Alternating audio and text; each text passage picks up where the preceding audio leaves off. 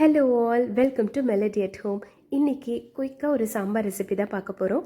இது வெஜ்ஜில் என்னோடய சிக்னேச்சர் டிஷ். நீங்களும் ட்ரை பண்ணி பார்த்துட்டு எப்படி இருந்ததுன்னு சொல்லுங்கள். அண்ட் வீடியோ பிடிச்சிருந்ததுன்னா லைக் பண்ணுங்கள். துவரம்பருப்பு உங்களுக்கு தேவையான அளவு எடுத்துகிட்டு அது முங்குற அளவுக்கு தண்ணி ஊற்றி தக்காளி 2 சேர்த்து 4-5 விசில் எடுத்துக்கோங்க. அதுக்கப்புறம் ஒரு கடாயில் நல்லெண்ணெய் சேர்த்திக்கோங்க. நல்லெண்ணெய் தான் சாம்பாருக்கு சூப்பராக இருக்கும். அது கூட கடுகு, சீரகம், வெந்தயம், பெருங்காயத்தூள், கருவேப்பிலை, வரமிளகா இதெல்லாம் சேர்த்திட்டு சின்ன வெங்காயம் சேர்த்துக்கோங்க.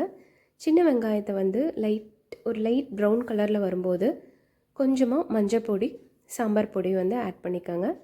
அதுக்கப்புறம் நம்ம வேக வச்சு வச்சுருப்போம் இல்லையா, அந்த பருப்பும் தக்காளியும், அது தக்காளி மட்டும் எடுத்து சேர்த்து நல்லா வதக்கி விட்டுட்டு காய் வந்து உங்களோட விருப்பம், எந்த காய் வேணாலும் நீங்கள் சேர்த்திக்கலாம். நான் வந்து இன்றைக்கி முருங்கைக்காய், கத்திரிக்காய், அதுக்கப்புறம் மாங்காய் எடுத்திருக்கேன். இது கூட உருளைக்கிழங்கு சேர்த்தாலுமே நல்லாயிருக்கும்.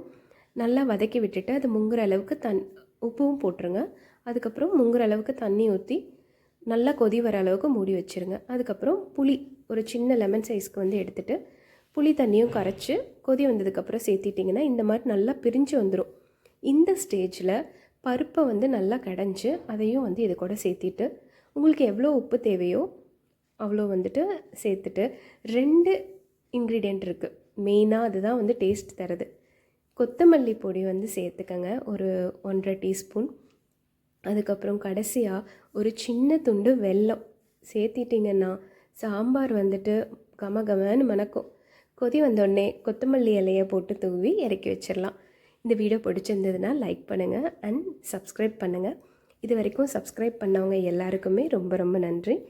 அடுத்து வேறு ஏதாவது சூப்பரான ஒரு வீடியோவில் இல்லைனா வ்ளாகில் உங்களை மீட் பண்ணுறேன்.